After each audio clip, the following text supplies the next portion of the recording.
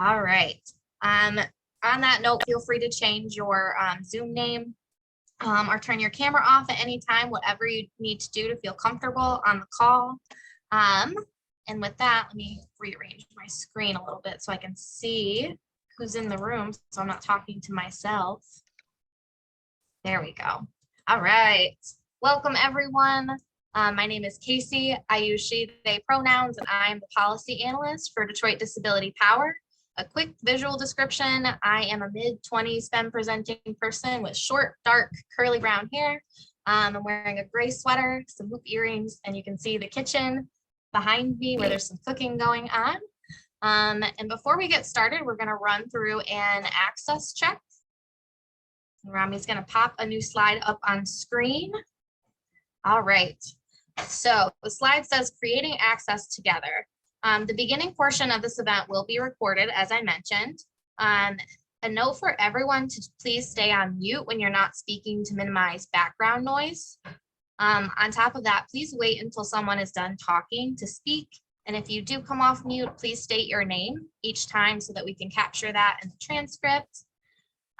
We will also be using chat minimally except for Q&A. So please try not to use chat to everyone unless you have a question. And if you do have access needs, feel free to private message me. Next, we will break if access stops. So if there is an access need that becomes apparent, and let me know, we will pause as needed to make sure that everyone can participate going forward. We do have CART available tonight. To turn that on, you can look at the Zoom bar on the bottom of your screen and click the CC that's at the bottom right. We also want to be mindful of our ASL interpreters. Thank you so much for being here. To speak slow and state your name prior to speaking so that they can capture those things as well. And finally, keep your camera on if you can. This helps those of us that rely on lip reading to communicate, and we love seeing each other's faces. So that is all I have for creating access together. And now let's really get moving. So like I said, my name is Casey. I'm the policy analyst here at DDP, and I appreciate you all so much for being here tonight. We are excited to have yet another round of community conversations this year. Last year, we hosted community conversations on topics of racism, ableism, and ageism, and you all let us know that those were some things you wanted to talk more about. So here we are today, coming back for more. This is the second of two events this summer, and it's all about building intersectional disability justice politics. Hello. This is Casey. I think someone was off mute there for a second, but diving right back in. Last month, we focused on queer pride and disability, and if you missed that, you can still find it on our YouTube channel. It was super fun, would highly recommend to watch. It was really insightful, and you will not be disappointed for sure. So before I pass things over to our panel moderator today, I want to give you a quick rundown of our agenda. So in a second, Rami will get us started by introducing our panelists, and then we'll move directly into that discussion. At about 7:05 in an hour or so, we'll start the Q&A portion. And if you can drop your questions in the chat as they come up, or you can wait until the Q&A portion. Either way, we'll try to hold off on answering them until the end, just as an FYI. If the chat is not accessible to you, please do use the raise hand function on Zoom during the Q&A so you can come off mute and verbalize your question. And again, reminder, try to only use chat for Q&A so it's not interrupting any screen readers. And if the chat isn't something you can use, like I said, just come off mute. All right, so I'm going to pause for a few seconds. If anyone has any access issues that we need to know right now, please come off mute or chat and let us know. And I will soft pass over to Rami. Hello, everyone. This is Rami with Detroit Disability Power. How's my audio? Okay, good. Awesome. So I also took a moment to spotlight myself for everyone. And I will also spotlight the interpreters real quick. I think spotlights were reset earlier. So give us 1 second to get these up here. Awesome. Okay, so like I said, my name is Rami. I'm the community organizer here at Detroit Disability Power. I use they and he pronouns. I am a non-binary brown-skinned Mexican person, currently wearing a tan hat, glasses, and a black shirt. I have a little bit of facial hair and earrings on my ears. And I'm really excited to get into the second community conversation of our summer. So thank you so much for coming. Really quickly, I just want to guide us through a land and labor acknowledgement. So Detroit Disability Power resides on the stolen land of the people of the three fires, who are the Ojibwe, the Ottawa, and the Potawatomi. Those are the three nations. As we work, live, and organize on these territories, we must keep in mind the ongoing effects of colonization, the community struggle for self-determination, colonial state violence, and the recognition of Indigenous sovereignty. This acknowledgement that I'm reading to you can not undo the harms or legacies of settler colonialism, but it is a small step towards truth-telling and counting the histories of erasure of the Indigenous peoples and languages of Detroit. We also acknowledge that the trafficked labor of enslaved Black people built the city of Detroit long before the Michigan Constitution of 1835 abolished the institution of slavery. It is through this history of struggle that Detroit then became integral to the Underground Railroad as the northernmost stop in the US and continues to be a beacon of hope for liberation today. We honor the legacy of the African diaspora and Black life, knowledge and skill stolen due to violence and white supremacy. We are not free until all of us are free. And also shout out to DDP intern, Rachel, for writing a good chunk of that so well. That which I just read to you is called the Land and Labor Acknowledgement. And that is something at DDP that we're practicing. By which I mean you might be seeing or hearing us do that at the start of our public meetings and events. And it will also likely evolve over time, like politics do. But by practicing it, I also mean that we're going to be more intentional about remembering the time and place context that frames our work. We're going to be equally anti-racist as we are anti-ableist, as we are anti-capitalist, anti-imperialist, et cetera, et cetera.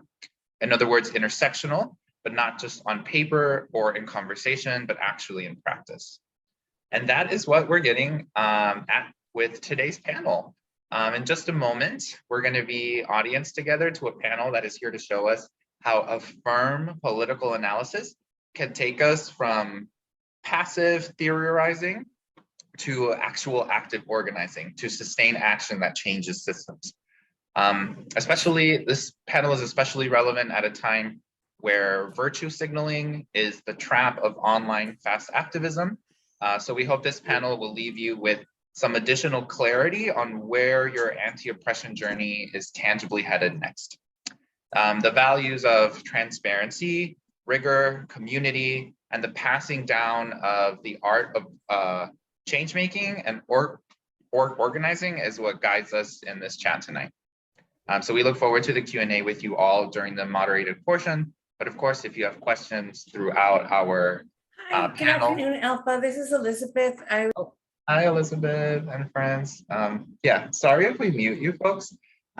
We don't mean to be rude. We just want to keep things moving. So as I was saying, we look forward to the Q&A portion that's saved for you all for all of us at the end. But if you have like a really hot question that you want to get in while the panelists are speaking, just let us know in the chat or by raising your hand, and we will gladly do that for you. Also just want to say that if you have it for us, we'd love feedback on our labor and land acknowledgement. And we'd like to invite you to bring that practice to your organizing or your workplaces. So check out the resource that guided us in doing so by clicking the link in the chat. It's tinyurl.com/laborland. And it's capital labor, capital land. The L's are capitalized. I think that matters for these short links.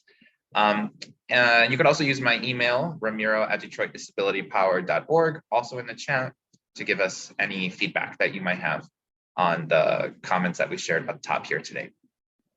Cool. Okay. Wordy intros, but a lot of worthwhile things to say. So we're going to transition now to the meat of why we're here.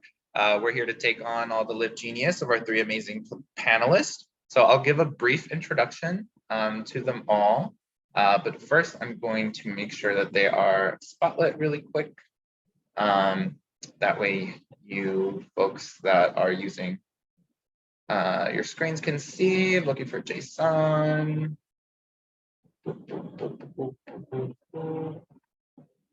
Okay, Casey, if you could help me by pinning Jason, that would be great. I believe everyone is pinned. Well, I'm sorry, spotlit. Spotlit. Yes, I can. Yes, that way spotlighting is for everyone on the call and pinning is on one's personal screen. Okay, awesome. Cool. So first up in my introductions is Aza. Aza uses she, they pronouns, and they are the senior policy manager at Liberation in a Generation. Born to Sudanese parents and raised in Northern Virginia, Aza's passion for community organizing and cross-movement solidarity stems from her upbringing. Over the past several years, Aza has immersed herself in disability justice learning, organizing, and advocacy, and they are committed to envisioning new approaches to movement work that value rest, sustainability, and joy. Three of my favorite words. In their full-time capacity, Aza is a senior policy manager at a national movement support organization working to advance economic justice.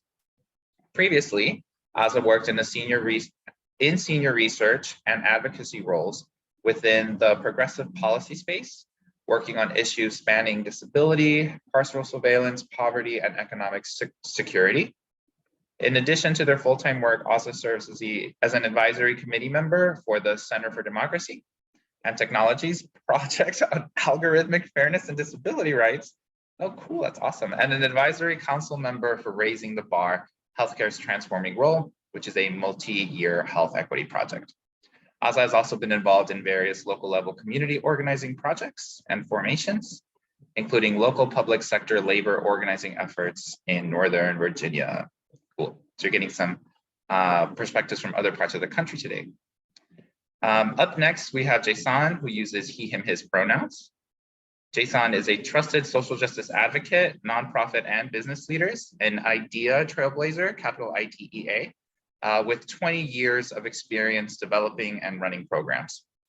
He serves as the founding director of advocacy, equity, and community empowerment for the Detroit-based and nationally renowned civil rights and human services nonprofit, which you all might know, Focus Hope, where his role is to attract and oversee over $10 million for direct services and social justice initiatives. He lives in Detroit with his wife, Crystal, and their 3 young daughters, also known as @HersheyKisses. So follow them on IG. We will link that at the end of the event in the post follow-up notes. And then last but certainly not least, right from DDP, we have Dessa, who uses she, her pronouns. Dessa is the executive director of Detroit Disability Power, which she started 4 years ago to build the organizing power of the disability community in this area. Previously, Dessa was the executive director of the statewide Economic Justice Alliance of Michigan, where she helped lead ballot campaigns for better wages and benefits for low-wage workers. She also spent years training organizers, candidates, and campaign managers as the program director at the Center for Progressive Leadership. She lives in Detroit with her partner, their cat, and their copious plants. Yeah, that's true. I've seen them myself. Thank you, panelists, for being here. Let's jump into today's panel with an icebreaker question and also space for you to just tell us your name one more time, offer us a visual and offer us a visual description. So starting with Jason, actually, icebreaker question. This is everyone's icebreaker question. Political analysis. It sounds cool. It's in the title of today's event. It also sounds a little intimidating. So what is a political analysis in your words? And when we add intersectional disability justice in front of the already intimidating phrase political analysis, what are we talking about? Hey, Rami, this is Jason speaking. Thank you so much for the introduction. Thank you all for having me. As Rami stated, my pronouns are he and him. If you look at me now, you'd see a wonderful looking black man with brown skin. I've got a short haircut. I've got a trim beard. I'm wearing gray glasses. And in the background, there's a painting that my wife and I did of a man and a woman that using dark red, black, brown, and blue colors. We did it at Painting with a Twist. So we had a good time doing it. To answer the question about political analysis, right? Yeah, that used to be when I first got into policy work. That was an intimidating term to me because I was like, what do you have to do to have an analysis? But when I think about a political analysis, this is really just my well thought out opinion about issues that have a major impact on a lot of people. And it's important that I point out well thought out because, you know, sometimes we're engaged in conversations. Maybe it's at work, or worse yet, maybe it's at the bar and somebody says something smart and we want to say something smarter. And so we just off the cuff shoot out an opinion. When I think about my analysis, I'm really thinking about pulling together the opinions and sometimes the research and the deep thoughts of other people, and then really combing through it and trying to figure out like what are the major like ramifications on multiple different sides of this, and then coming out of that with a full thought out opinion. It's really just my opinion on this particular issue. So when you add to it intersectionality, disability, then now we're just acknowledging when we say intersectionality that not everything, well, no one thing really impacts everyone the same way. And I also like to point out that when we're doing social justice organizing, we have to be mindful of when there really is like zero sum kind of outcomes. Sometimes one person's gain is another person's loss. And when we meet at these intersections of identity or other or demographics, we have to be sensitive that everybody meets an issue at a different level. So when we say intersectionality and disability for a political analysis, man, these are a lot of words, a lot of jargon, right? Just like my well thought out opinion on the different ways really that a decision are going to impact multiple communities inside of the people with disabilities, the community of people with disabilities, because not everybody, people with disabilities is not a monolithic community. Everybody has a different background, and just because you're disabled doesn't mean that you consider yourself a part of any community too. I mean, that's part of it, as well. So yeah, those are my thoughts on that. Rami, do you want me to like popcorn it to somebody, or is that on you? Nah, you're good. You're good. All Thank right. you so much. I love that up top, we get to the demystifying goal of today's event right at the top of what you said by just plainly defining it as a well thought out opinion. That's actually like, I think, a very accessible and relatable way to think about it. I think the well thought out part, like that's where the meat really lives.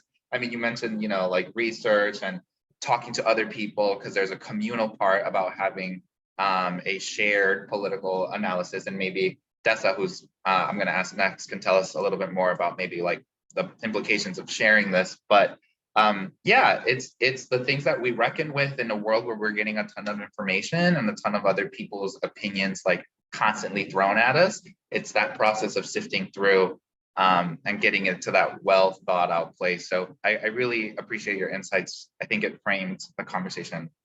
It's going to frame the conversation we're going to have later really well. So I've already alluded to it, but Dessa, I want to hear, again, if you could tell us your name and give us a visual descriptor, but also tackle the question, which I've also put in the chat. What is a political analysis in your words?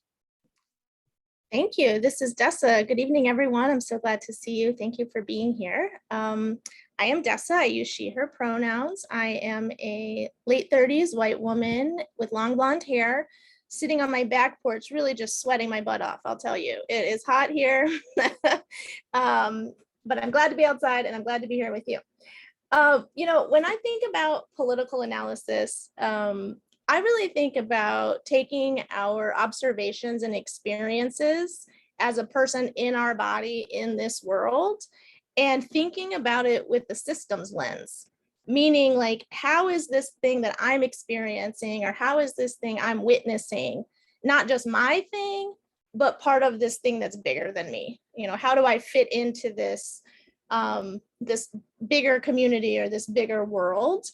And how are the experiences I'm having not really necessarily totally unique to me, because there's actually some things happening that are bigger than my idiosyncratic experience.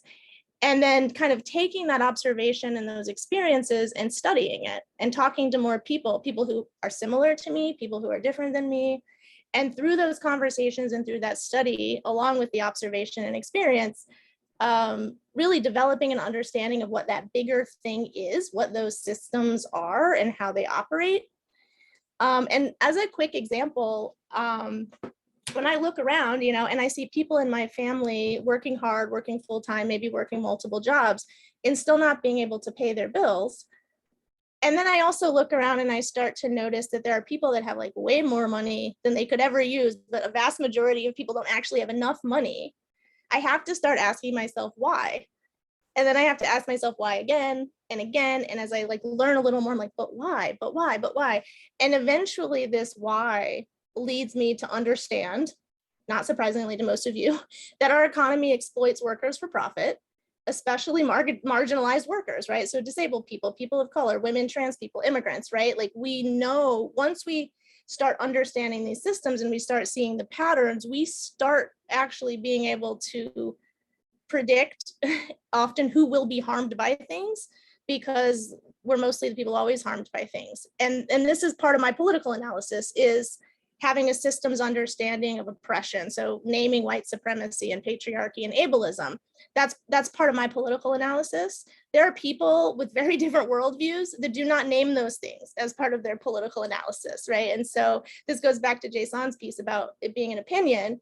I mean, I think it's also backed up in fact. This is where the study comes in. But for me, really a political analysis is really just about putting together the dots, like connecting the dots, and then continuing to learn and evolve those connections as I get more information and as my own experiences continue to happen. So yeah, I mean, to me, like a political, it's fascinating.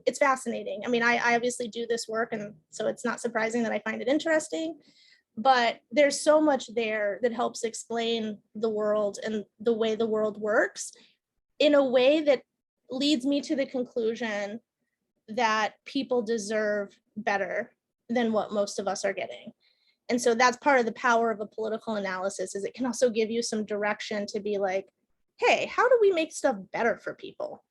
Let's unwind all these systems that we've identified are really harming people and do something differently. This is Rami. Dessa, thank you for that. Your comments remind me, especially like that part of like, asking why, reminds me of like the Wizard of Oz and, peeling behind the curtain and being like, oh, once I ask why, there's a genuine answer. And it's usually like a person that's making choices on behalf of people they don't really like. So like there's room to change the world with the political analysis here. I also want to point out that like, both you and Jason brought up like the fact that it takes study and that it takes facts and that it takes research. So there is that component that I think it's unfortunately not the most accessible part of developing a political an analysis. For example, I don't like reading, but that's a big part of like developing a political analysis. But what I like that you added to that is that probably what's more important are those observations and experiences that you started talking about first.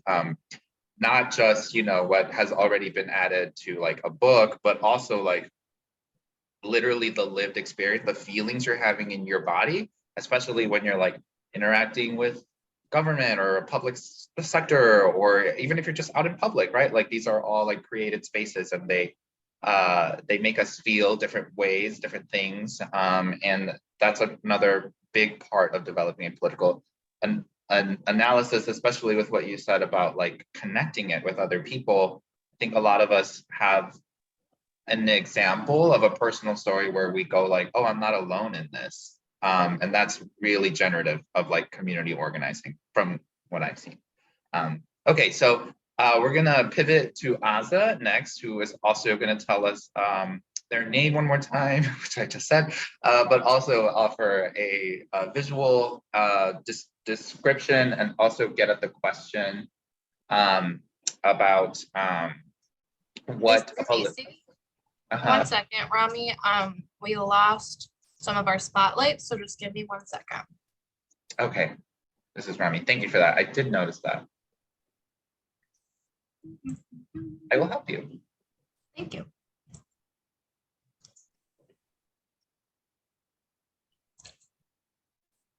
Yay, this is Rami. I think we are back. Nice. Okay, yes, we have to do this with everyone's gorgeous face on the screen. Okay, so Aza's gonna answer the same question. What is the political analysis in your words? And then when we add intersectional disability justice in front of it. But to tack on one more little question onto yours, Odessa mentioned a lot like systems and how this is in conversation with systems, how we, you know, specifically, I think you said like putting a systems lens on our observations and experiences.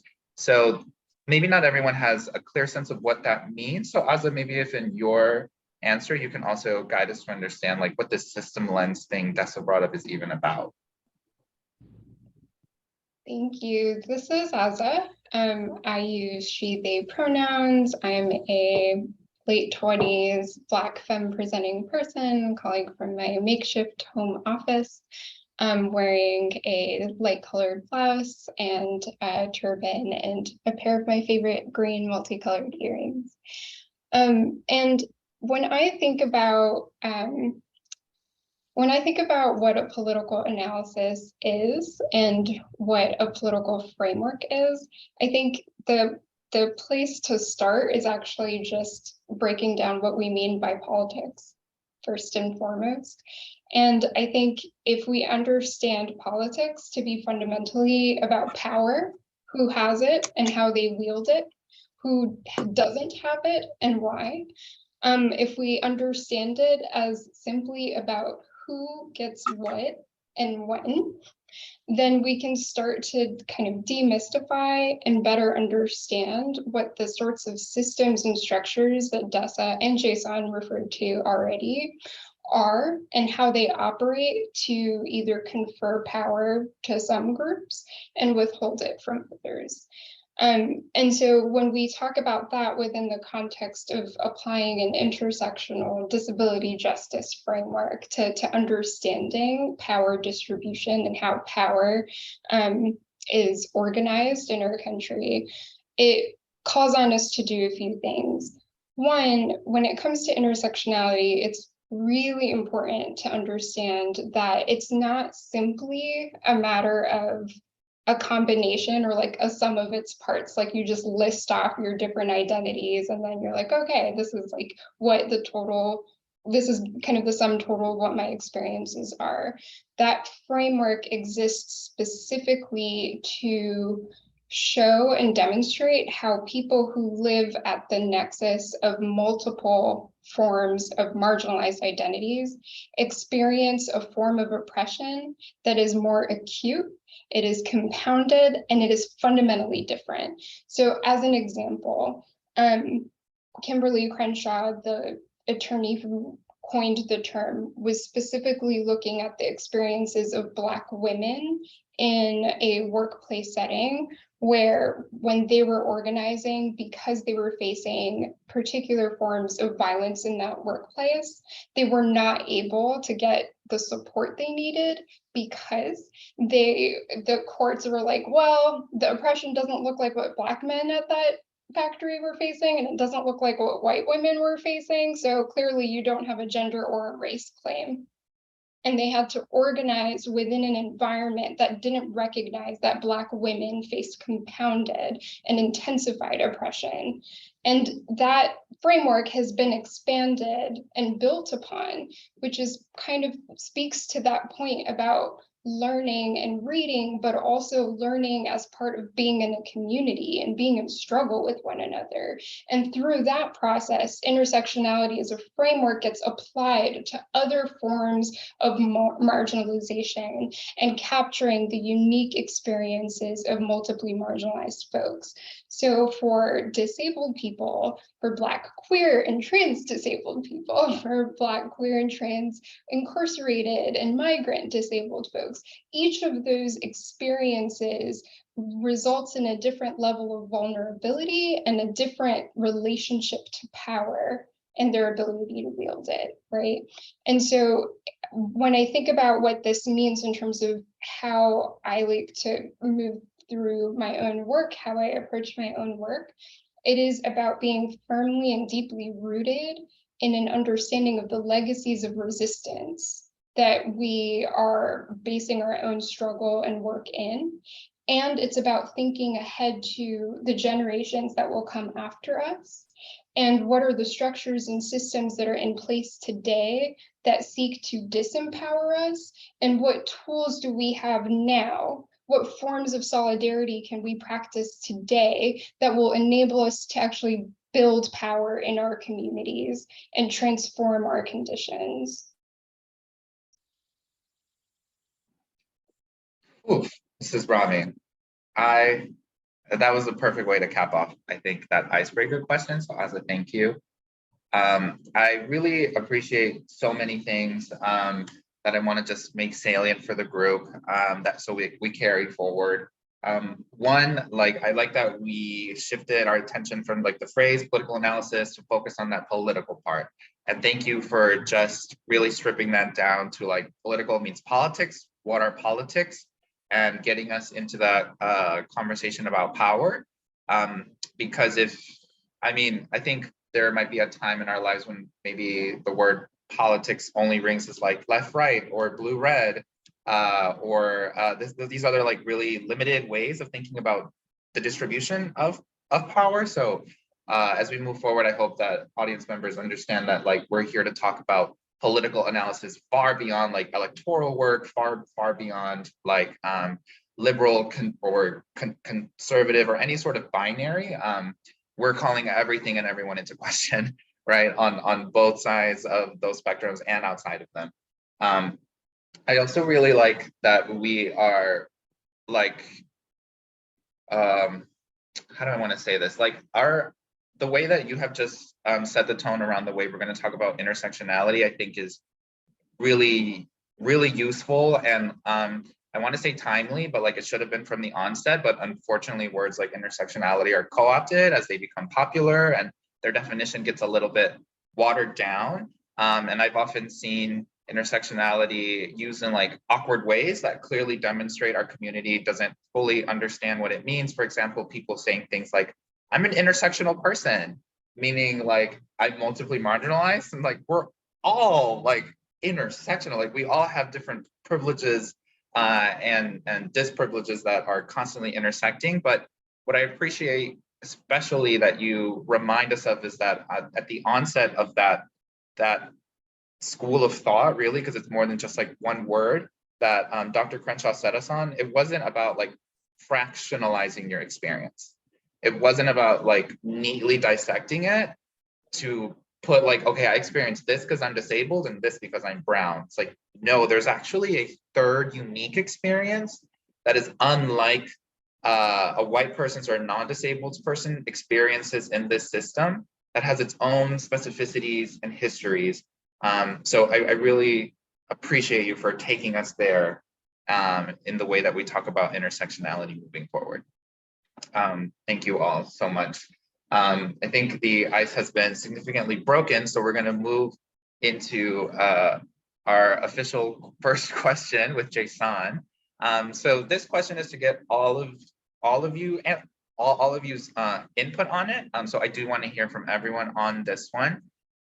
So in order to get to know you a little deeper, we have this first question here. So in social justice spaces, we often hear people talk about values, guiding values, core values, political values, et cetera, et cetera.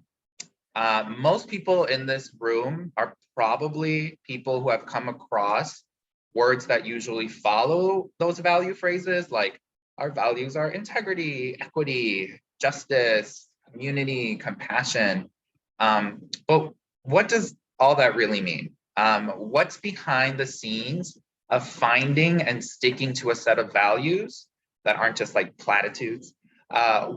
And maybe you can give us an example of like something that happened in your life that gave rise to your values. And how do you keep those values growing, or are they something that's fixed? And I'll put that in the chat for you all as well as everyone, but I would like to hear from Jason first whenever you're ready. You can take your time. And you are muted, Jason, I just want to let you know. Oh, I must have hit right click instead of left. Thank you. This is Jason. This is an incredible question, Rami. All I can say is prepare to go all over the place with me for this answer. Although I'm gonna keep it brief. So my core values, when I think about my core values, I mean, they really stem from my core beliefs about myself and the people who share my experience, and my core convictions and where I believe that we're all destined to go. So this is what I mean when I say prepare to go in a number of different places that you may not have expected. I'm not a religious person, but I have to admit that when I think about my own life and when I think about the experiences of Black people, particularly here in the United States, that I can't miss the parallels of the experiences of the ancient Hebrews, if you follow that tradition, in ancient Egypt. And when I think about the asset framed narrative, there was a shift in the way that the ancient Hebrews saw themselves because of Moses's return to his people. And because of that shift, because of that belief and that conviction that Hebrews were destined for greatness, I'm not a Hebrew Israelite. There may be people listening thinking like, I've heard this before, that's not me. So just need to throw that out there. But because they became convicted that their people was destined for greatness, they were able to follow a perfect stranger into the wilderness and then into a strange land and do all sorts of things.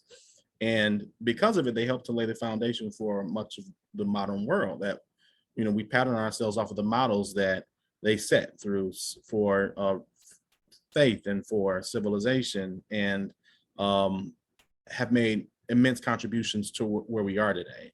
I can't help believe that when I think about Black people, particularly Black people here in the United States, the possibilities, when we look at the big picture, you know, we're not stuck in decades or even in centuries, but when we look from a higher level in terms of epochs. Grace Boggs is, you know, I was a student of Grace Boggs and she used to talk a lot about epochs. Helped me to think about my destiny as a Black man here in Detroit, in the largest majority Black city in the country, and what that could mean for our people 400 years from now, in terms of contributions to new civilization. And this is my core belief. These are my core convictions, and this is what drives my analysis. It's what drives the way that I contribute to my family, and it's what drives what I contribute to the broader community. So that aside, I've also had some personal experiences in my own life that have helped me to delve into some of the specifics of where I want to make contributions. So we know that I'm Black, identify as man. I work in the nonprofit sector and I have a family, but before all of this, I was also incarcerated. And this was as a result of what we all now know is a catastrophically misguided war on drugs. But at the time that this happened, I thought that it was because of my own misguidance. And, you know, to be clear, I did make my own miscalculations as a young person, as many times young people do.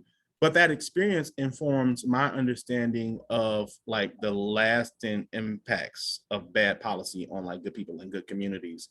And as I came more and more into an understanding of who I am as an individual and what happened not only to me, but to countless, I don't even know the number, I don't even know what numbers we are right now, of people who share my experience, who share my identity, who were carted off like enslaved people on ships from their hometowns and their families to these rural areas in the country to to be enslaved.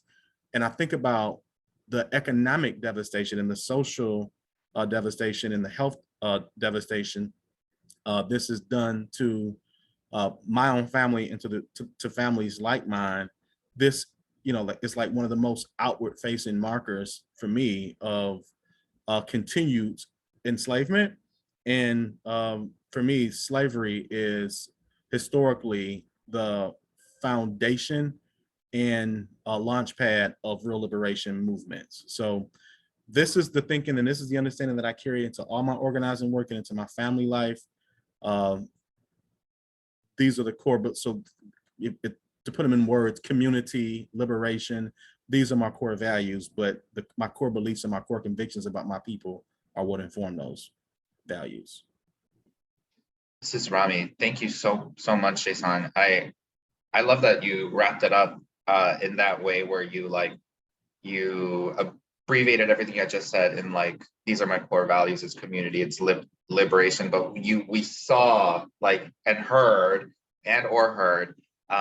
before that closing line just how much goes into that. So that's especially why I wanted to ask this question, because we need to get out of the textual focus of it and then into what is actually happening in people's day-to-day lives in their decision-making spaces that is informing the politics that they have. And I like also that you put into conversation our core beliefs and our core convictions and how they're in constant conversation with the things that we assign value to.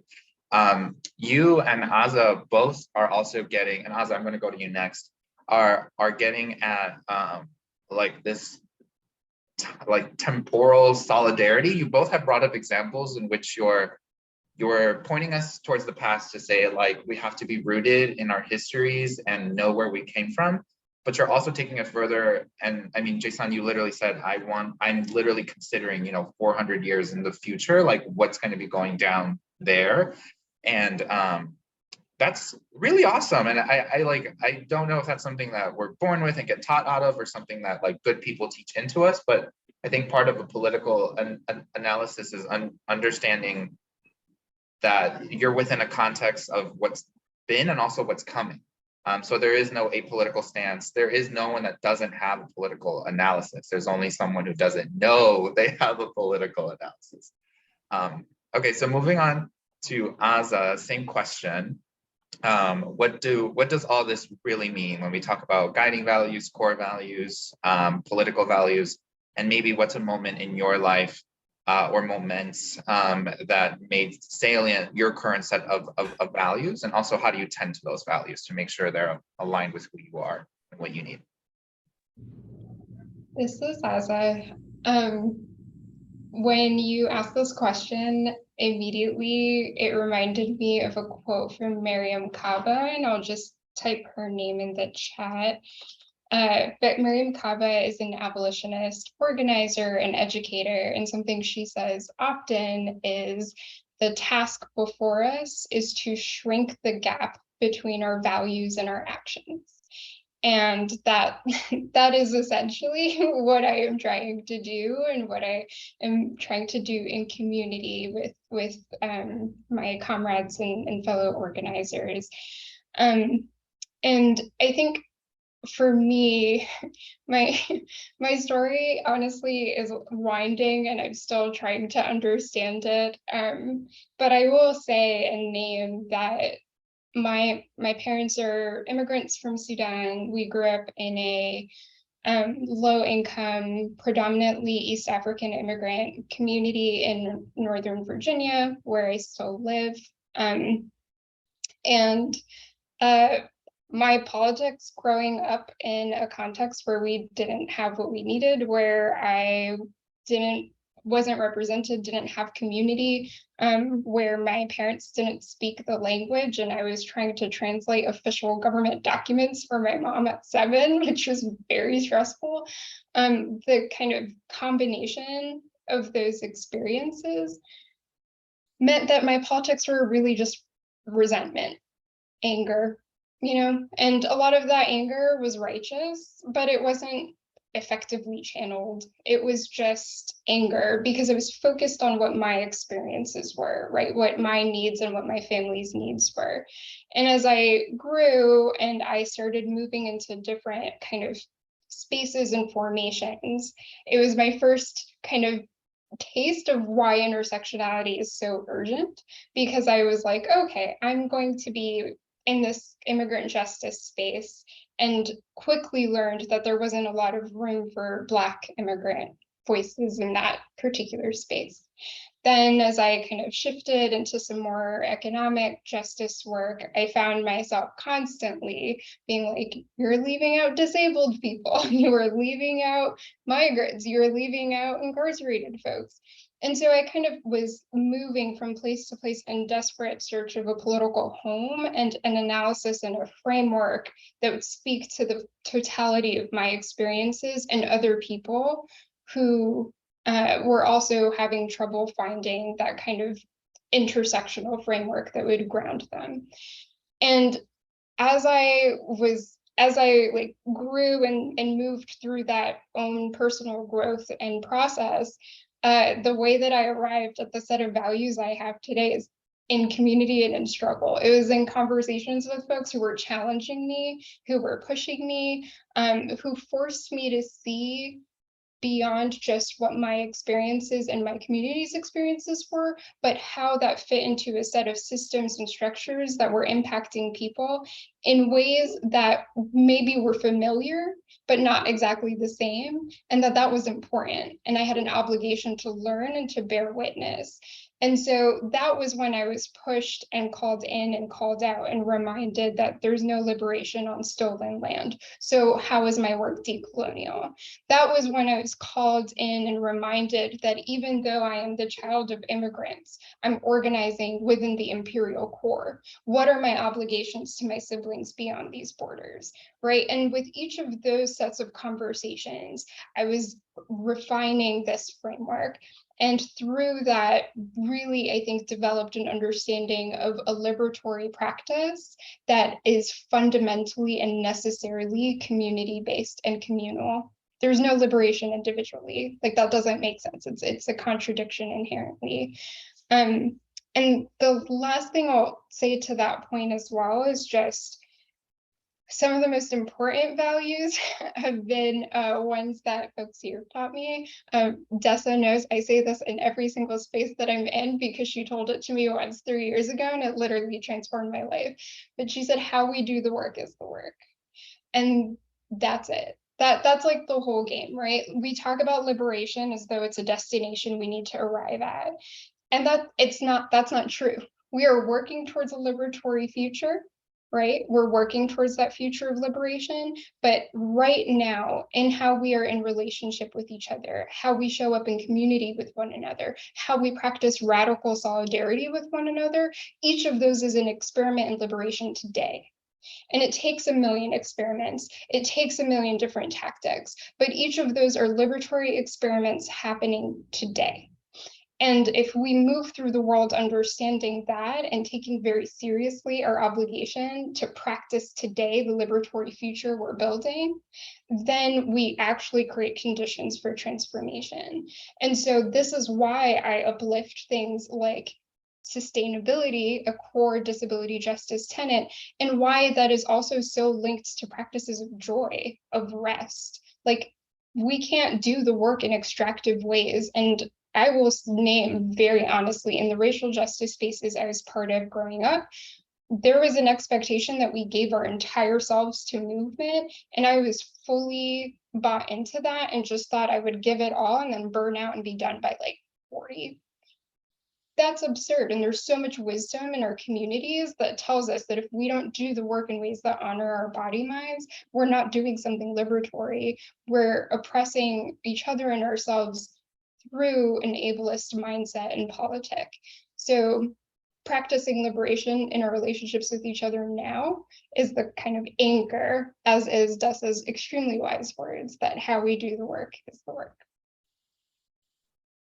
This is Rami. Asa, thank you so much for that. I love first and foremost, and it's really hard to pick. I mean, I just want to like print out what you said on a shirt, but there wouldn't be enough room on it. But I really like that you pointed out the ways in which the development of political analysis is not just an intellectual flex. It is also a flex in self-reflection, both at the emotional level, because you also named like the anger, and not just anger, but also sadness, burnout, and also good emotions. Like, not trying to discourage anyone, but also the good stuff that we feel, and that we are witnesses to others feeling as we like begin to parse out our own political standing. We come in contact with truths that are like hard to swallow, although unifying. So it's a very like double-edged sword there. So thank you for just reminding us about the heart work, not just the hard like brain work that goes into developing an adequate analysis. I also like that you and this will, I think, is something Dessa's also going to speak to if I do know her well, and I think I do, which is like this experience of going to established movement spaces that are either like focused just on immigrant rights or just on racial work, and finding that there is not, you know, a representation of queer people or women or poor people, like, or disabled people in many of these instances. So thank you for naming that. I think it resonates with a lot of us. It's definitely part of my process, and why like in undergrad finding intersectional frameworks felt so refreshing and like took such a load off my shoulder, because I felt like we don't, not only do we not have to do it alone, but we shouldn't. Like we literally should not and cannot avoid being cross issue, cross identity, cross movement. So I know Dessa will speak to this a little bit more, but there's something that I want you to speak to that might be a little bit different, Tessa, with this question, and that's to the Kava quote that Aza shared with us, which is the quote about like shrinking the gap between our values and our actions. Tessa, you are, yes, you're an executive director now, but like you're an organizer, and the work of organizers is that. It's literally convincing people to take their values and, you know, like put their money where their mouth is. So what can you offer this question, and specifically keeping in mind that piece of like how you actually like help others, or how you've helped yourself move from just having values to acting with them and organizing with them? Thank you, Rami. You know, I think that's an incredible quote. And to me, that's also the way I would define integrity. To me, integrity is about actually practicing and living your values. And it doesn't mean that you always get it right. It means that you're always practicing. And the more we practice, the better we get at things, including living in integrity. So, you know, when I think about like where my values come from, some of them were taught to me by my family or my community. But like what others have shared, so much of them actually come from challenging circumstances of growing up, and really realizing at a young age, like, wow, this place is just not fair. Like, it's just not fair. And that is why fairness and compassion are two of the most resonant values in my life, and that guide me in the way that I show up in this world. And, you know, the very brief version is that some of you know I'm a Southerner. I grew up in the Deep South. I had actually a progressive family, a non-Christian family, in a very conservative, very Christian environment. And I was disabled and we were poor. So there was a lot going on there that taught me at a pretty young age, like, wow, some people are really set up on this path. And then some of us are just stagnating / falling behind, even though we're not doing anything wrong, even though we're not bad. And, you know, kind of interestingly, I think some of being a wheelchair user made that very tangible for me as a kid. You know, I started school before the Americans with Disabilities Act. There's still a lot of inaccessible places 30 something years later, but you know, I really saw like, wow, this place is not for me. I cannot literally get in this place. And that seems wrong. And then I started noticing like, well, why aren't other people here? Or how is the way this place is formed, maybe not in a tangible way, still exclusionary? And how is that fair? Like this, it goes always back to this question of like, well, why? Well, why? And this question of like, but does it have to be like this? And the answer is no. I mean, the answer is absolutely it does not. Like to everything that's being said before, like everything is a set of decisions, and the world is supremely jacked. And yet it doesn't have to be. Like I'm an organizer, like you said. I think I was born an organizer. I'm always an organizer, no matter what my title is. And as an organizer, I have to believe like we can make different decisions collectively and actually move the needle and increase fairness and increase compassion and these other really important values that have been uplifted today. And so, from that experience of being a young person and getting a really up close look at how unfair things were, it really piqued my interest in like, well, how do I make it fair? And some people are like, oh, you should be a lawyer. Some people are like, you should, you could be a teacher, and like, I just wanted to get at the root of things, which to Oz's earlier point is it's about power. It's about power and control. And for me, organizing is the way to dismantle systems of oppression and actually make sure that power is distributed in a way that actually makes any damn sense. So, to your point, Rami, like I did start, the first 15 years I was in organizing and politics, I wasn't doing disability specific stuff. I was a disabled person, but I was doing other stuff. And often in those movements, there wasn't a lot of room for what I was bringing as my particular disability perspective or values or experiences. And being regularly misunderstood, even in social justice spaces where presumably we have similar values, presumably we're all moving in the same direction towards equity and justice, was really truly disheartening. And that experience of like exclusion or neglect, which is not unique to me and is not unique to disabled people, to be sure, but that really also shaped my values, because then I got more committed to inclusion and I got more committed to things that brought people in and that gave us the space to practice together. And so it's like you said, it's one thing to have values, it's another thing to actually live into them. And it's another thing to do that in community. And so doing it in community is how we actually change shit. You know what I mean? Like that's how we get there. And so, I'm honored to do this work every day with many of you. And it comes from the core values, and it comes from those really life-defining experiences that make us who we are. Yeah. Yes. Awesome. I'm really inspired by what you're saying. That's that I know, like, like I'm your boss, but no, like truly, especially because like, I don't know if we've explicitly named it. So I'm looking for the words to just like, again, make points salient that I'm noticing here.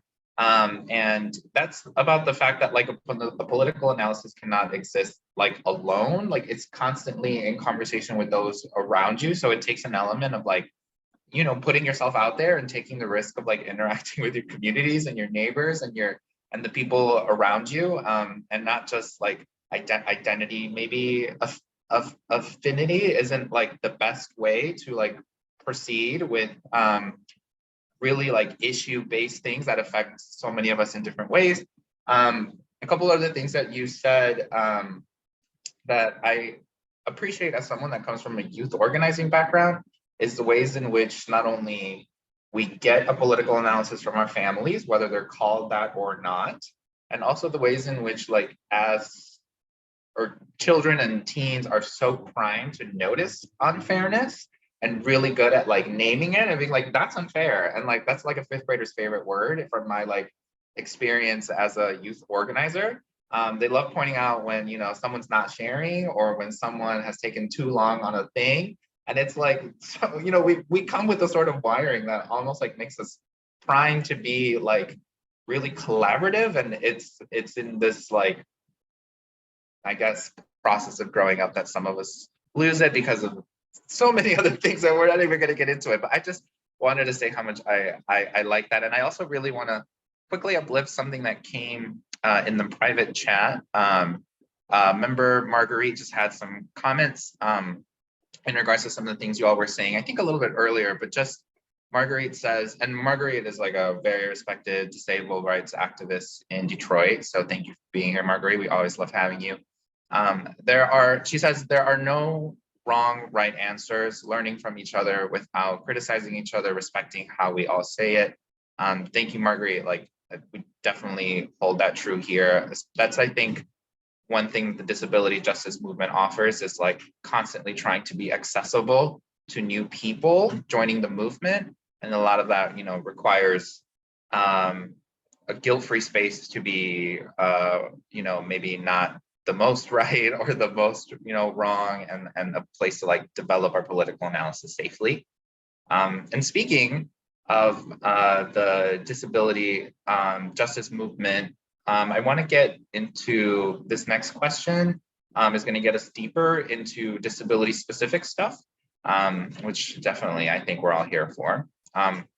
So when we were in the icebreaker, we mentioned intersectionality, and we dug into that a bit more. And then in that first question about values, we got a glimpse of what value-led thinking and value-led organizing can afford us to do, to be sustainable, to be effective, to be inclusive. So now let's distill the conversation down to disability justice. A question for, we'll start with, let's go Jason Dessa Asa. What do people in other movement spaces need to know about working with the disability justice movement? Or what have you witnessed in disability justice movement spaces that change your anti-oppression values or belief systems? So talk to us, Jason, a little bit about what the disability justice movement has taught you, or what you can teach others about how to best get yourself in, in the grassroots of the movement. This is Jason. Rami, that's the question. So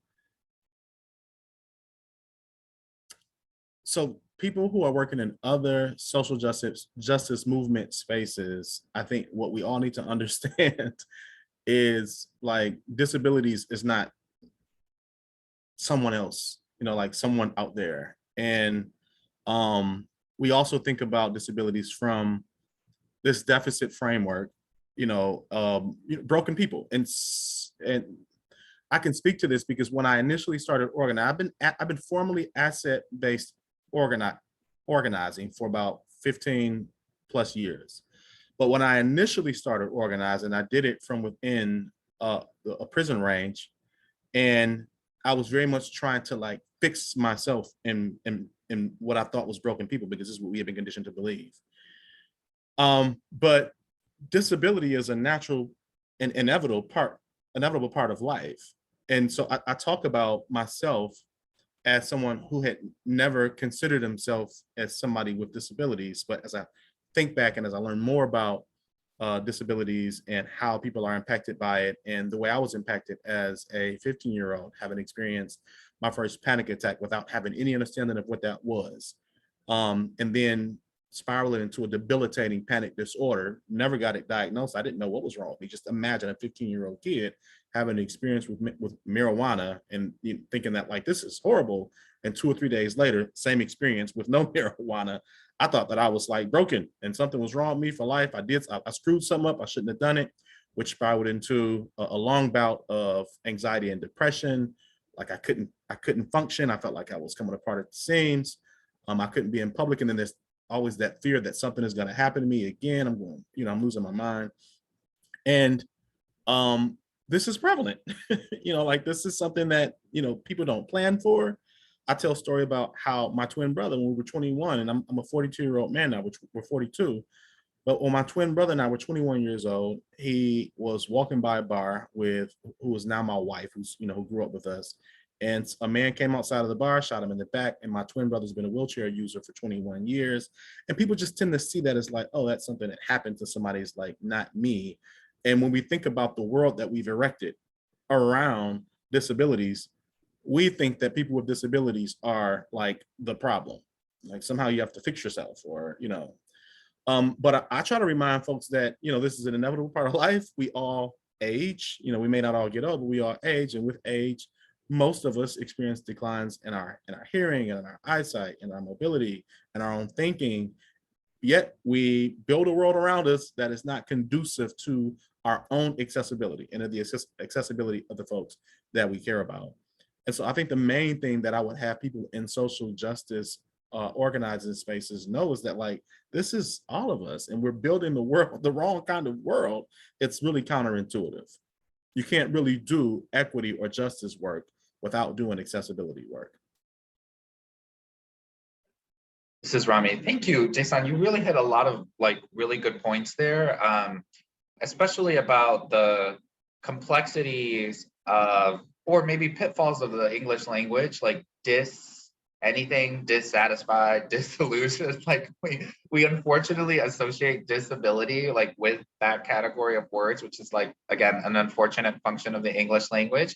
But I think what you're getting at is like the cultivation of pride, or at the very least, like making peace with the fact that it's likely that more of us are disabled than we think. It's likely that a lot of us have had disabling experiences, and it is actually a function of ableism itself that tells us you have to be this kind of broken to be considered disabled, or like a medical system has to write on a piece of paper that you are disabled for you to be disabled. So I really appreciate that you're just naming the fact that like one thing to know about working in the disability justice movement is the fact that we are looking at everyone's life in this way that maybe outside of movements people don't do. And I don't want to get so far into that I also answer the question. So I'm going to pivot over to Dessa to ask you the same question. So what do people in other movement spaces need to know about working with the disability justice movement? Or have you witnessed in disability justice movement spaces, what have you witnessed that changed your belief systems? This is Dessa. So there's so much I could say to these questions. I'm going to take the really brief route right now, but I mean,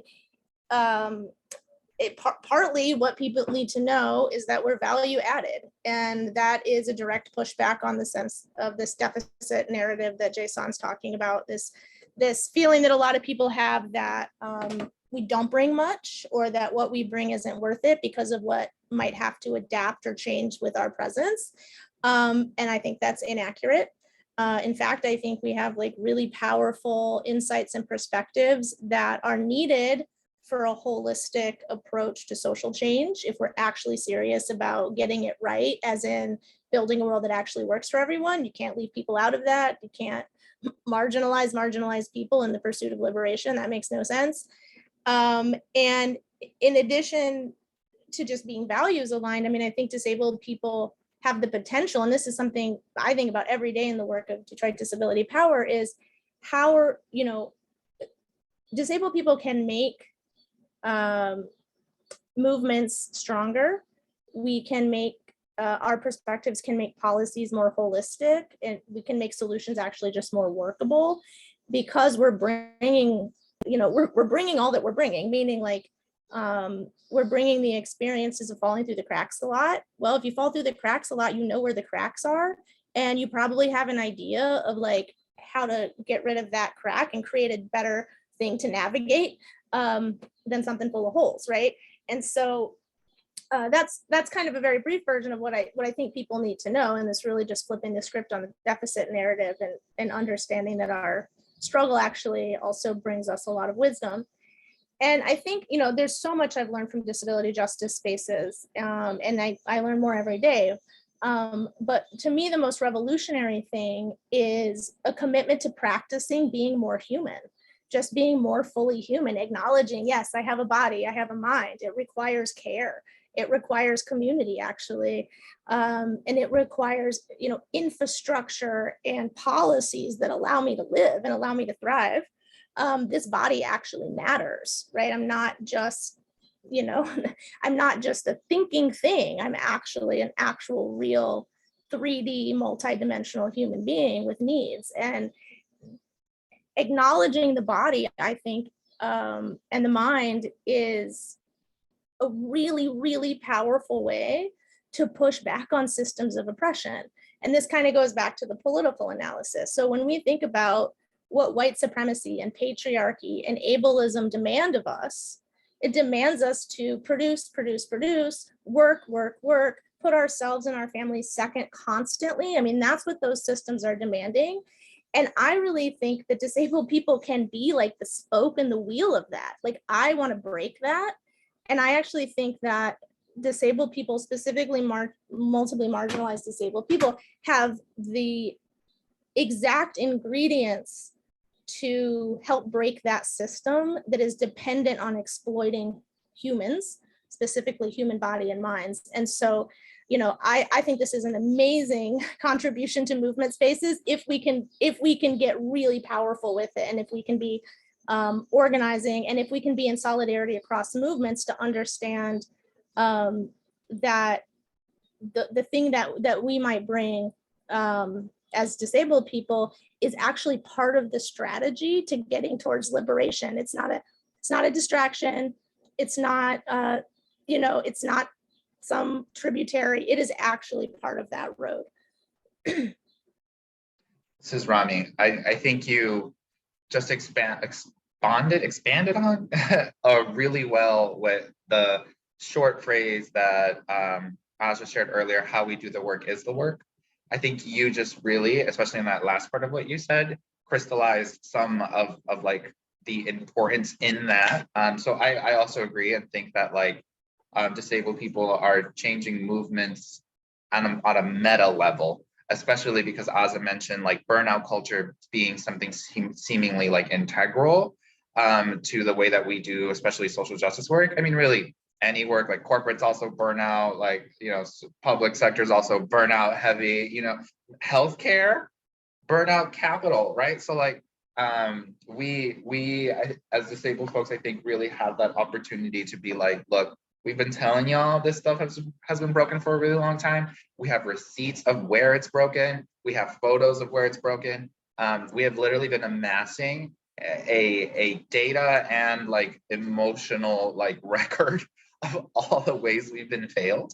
And still disabled people are like compassionate enough to like educate each other, and non-disabled folks, which I think is also something that we offer, is just like our generosity and our willingness to work together, because no one knows better than us how like crucial that is. Also want to point out that disabled people emerge in every community. Like we are part of every other group, and that insight also leads to something really crucial. So I am cutting myself off there to make room for Asa to also tell us a little bit more about what you have witnessed or felt in disability justice spaces that really informed your value system, or you can tell us about what other folks need to know to work with us. After you answer, we will pivot to Q&A, folks. So if you want to start thinking of some questions or comments for our panelists, please start doing so now. But Asa, the floor is yours. Thank you. This is Aza. I mean, Jason and Dessa really said everything so brilliantly. I don't feel like I have too much to add here. But one thing so a lot of my kind of organizing work over the past few years has been in labor organizing. I helped to unionize my last two workplaces. I'm currently involved with public sector union contract negotiations in Northern Virginia. So that is what I have been steeped in. And in addition to that, have been part of organizing spaces focused on abolishing the prison industrial complex, policing, and those forms of state violence. So I'm going to speak from those places. On the like labor organizing front, the biggest thing that I am constantly lifting up, and the greatest, I think, wisdom that disabled labor organizers bring is, to Dessa's exact point, practicing in a way that values our full humanity, right? And doing so is at the core of what it means to actually build worker power, because the ways that we are marginalized and oppressed in this capitalist system are fundamentally about dehumanizing, because it is a system that is only interested in extracting wealth through whatever means are most efficient at doing so. And that makes us as people, as bodies, disposable to those ends. And that is a system that disabled folks have been fighting, that the disability justice framework names very explicitly. That's why it demands a commitment to an anti-capitalist politic.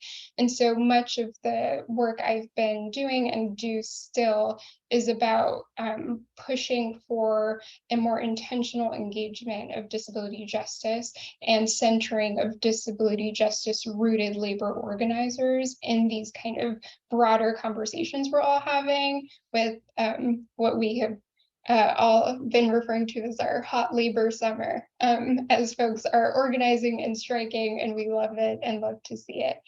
And then in the abolitionist organizing spaces that I've been part of, this has been one particular place where kind of adding to what Jason in particular spoke to so brilliantly, it's not just that like disabled folks are represented in every community and you can't leave us out. It's also that if your analysis doesn't take on ableism, it's incomplete. Actually, it's just wrong. It's like really that simple, right? Like white supremacy relies on ableism to do what it does. Capitalism is a system that is literally dependent on the structures of white supremacy and ableism to extract wealth from marginalized people. It is like at its most distilled, if this is a set of systems that are ranking and categorizing body minds as either productive or disposable, as valuable or burdensome, as beautiful or not, that is a project that is inherently as racist as it is ableist. So if you don't have that in your analysis, then you're not going to be able to do the liberatory work you were setting out to do. And so in the abolitionist space, that has also meant having conversations about, one, the fact that it doesn't actually matter as much as people might think. If someone identifies as disabled, they are still being impacted by ableism. And I'm going to give a quick example for this because it's been especially important among Black organizers in the abolitionist space. But in Florida, like 3 years ago, a young Black woman was pulled over by police officers and there was no reason to. And they knew that they had no justification to arrest this young Black woman. But in their harassment and in the course of this violent encounter, what they did do is use a law in Florida that allows for someone to be held for 72 hours without charge under a psychiatric hold. So he basically was like, you're acting crazy is the term used. So I'm going to take you in and you can cool off over 72 hours. It is literally a perfect example of how the state wields ableism to exact carceral violence against Black bodies. And whether or not she had a mental health disability is completely beside the point. So if we're organizing to end the violence of policing and we don't have ableism in our analysis, we won't be able to do it. And if we don't account for the fact that people who are incarcerated in cages are disabled by that there is no possibility of liberation if we're not accounting for ableism and how the state is producing violence and that violence is disabling. So it is about exploring those nuances in community with folks and demanding something better, demanding that we listen to but affirm and follow the leadership and wisdom of disabled folks who are constantly facing erasure, and also honoring that people may not use the language that we use, and it doesn't matter because these systems bear down on us regardless. These systems do not care what you describe yourself as. They exist to concentrate wealth and power in a few hands, and we're here to disrupt that and build power in our communities.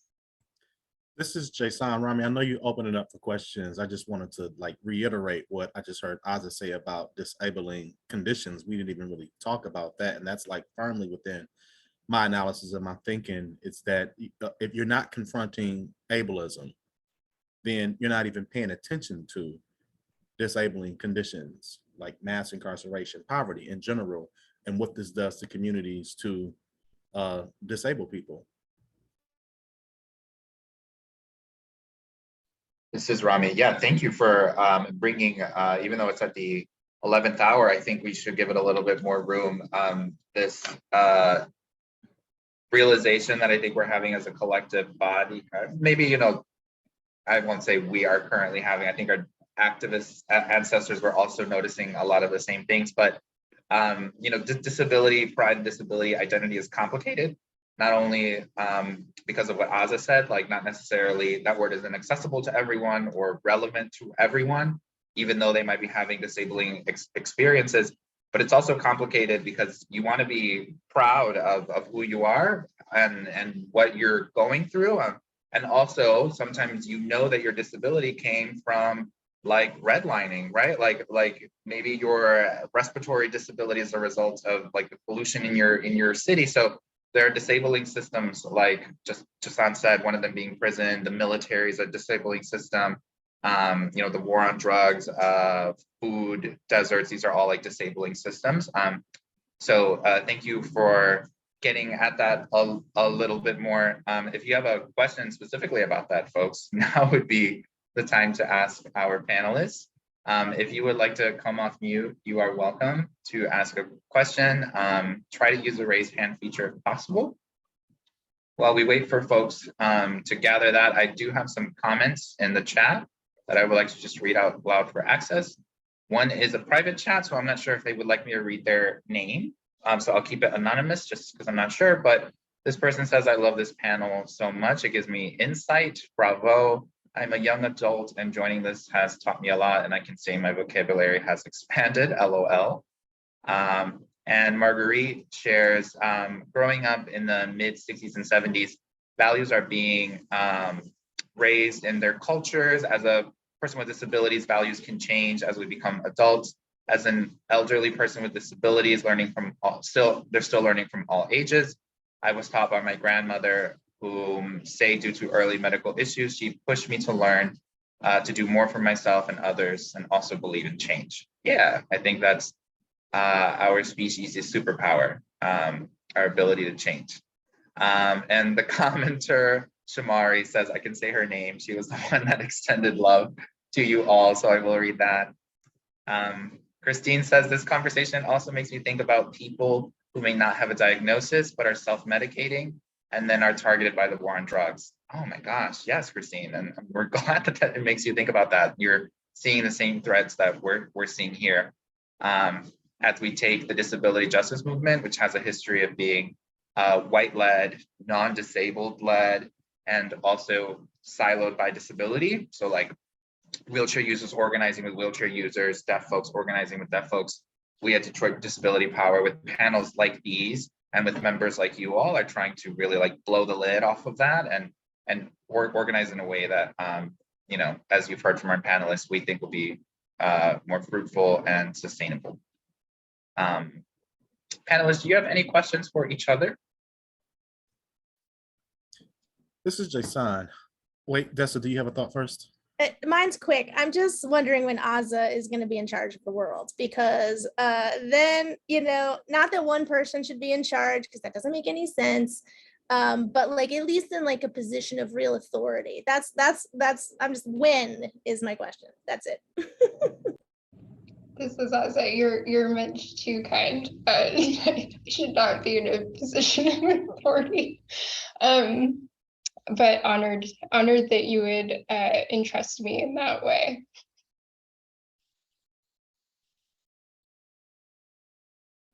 Jason, did you have a question? This is Jason. I was actually going to ask what Dessa just asked. No, I'm just Oh my joking. gosh. I wanted to make a point about something that Aza said early on about intersectionality and the expanded usage of the term, which actually I appreciate, and I know there's some irony in it. So in addition to giving us the ability to look at the compounding impacts, negative impacts of the way people can be oppressed because of layering identities, intersectionality is also what gave me the understanding and really the compassion to deal with groups outside of my own, understanding that privilege is not something that's always recognized.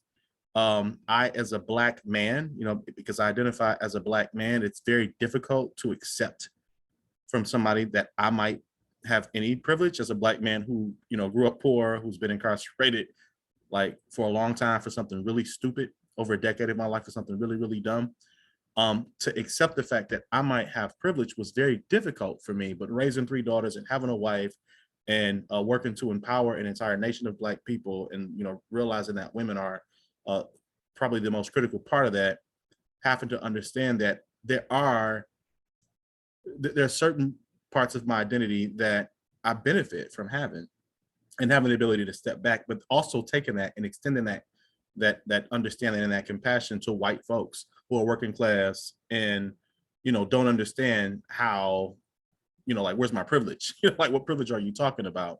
And so really this, giving me a broader, I would say, practice of compassion, but like the lens of intersectionality itself really broadening my understanding of intersectionality and the way that it works. Awesome. Yes.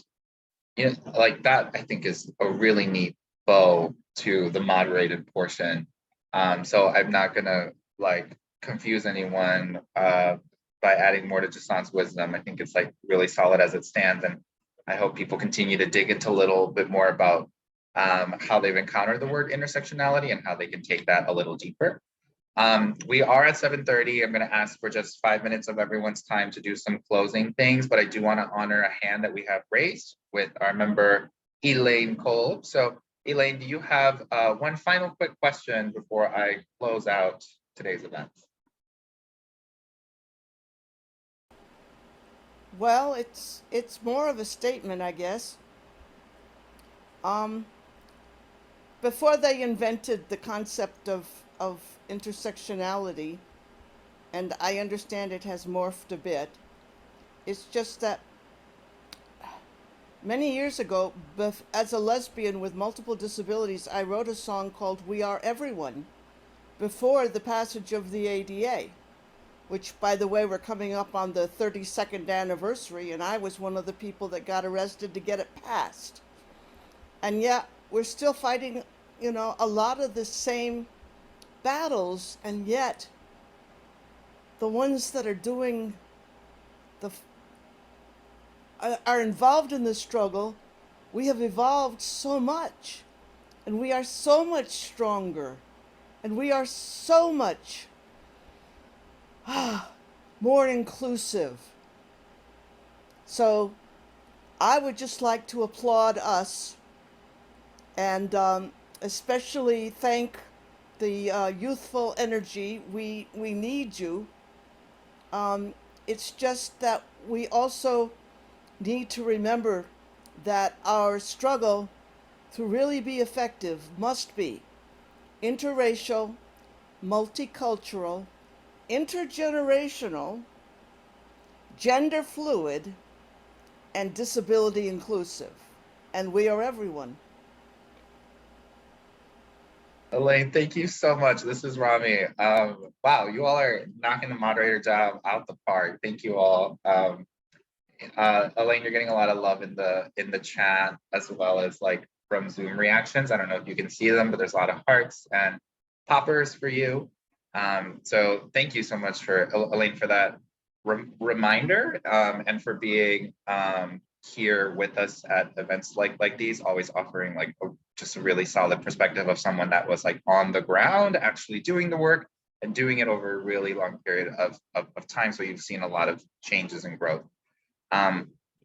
Okay, just to close this out here, folks, I have a couple of things I want to share in the chat with you.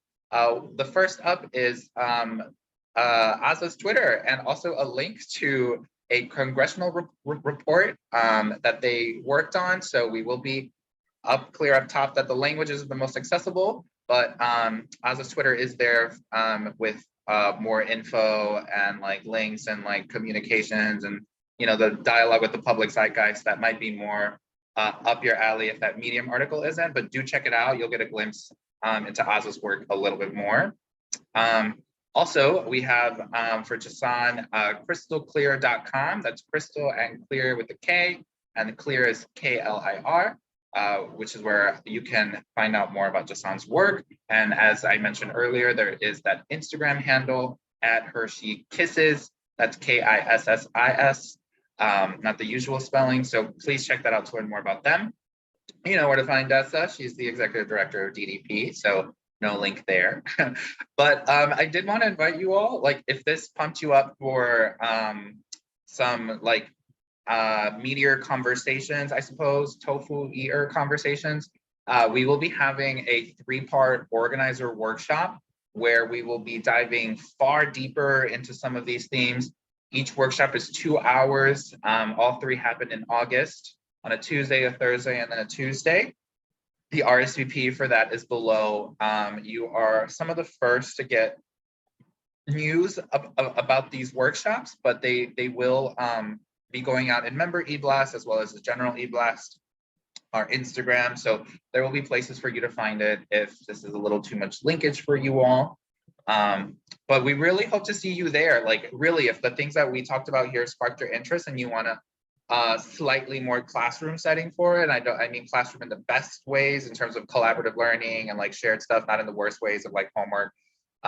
If you are looking for that kind of like group learning space, Dessa and I will be facilitating those workshops, with the last one also being a panel with experienced grassroots organizers. So do consider signing up for those. We would love to see you at all 3, but if you can only come to 1 or 2 of those workshops, that is also totally fine. Yeah, so, and if you're wondering right now how you can do something to support the disability community today, we always have DetroitDisabilityPower.org/DDP aligned CTAs. CTAs is just calls to action. And you can go there at any time to get a full list of current calls to action that you can do ASAP. With that said, everyone, I hope you have a really great evening, a really great night. A big thank you to our cart provider, and our ASL interpreters. We cannot do this without them. Also, huge shout out to Casey for introing the event and being a chat moderator. Definitely a big thank you to our panelists. Like the biggest thank you to you all. You all knocked it out of the park. We didn't get through even like a third of our questions, but that we knew that was going to happen because you all are so wise. If you take away anything from this, remember Asa's words. If you are not including disability justice in your analysis, it's broken. It's not going to work. Throw it out. Start from scratch.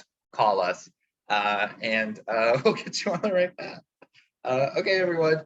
Have a good day. If panelists, if you want, you can stick around a couple more seconds. We're going to have a quick staff debrief, but if you have to go, that is totally fine. Thank you. And thank you for the love in the chat, folks. We're going to go ahead and officially end the recording. Casey.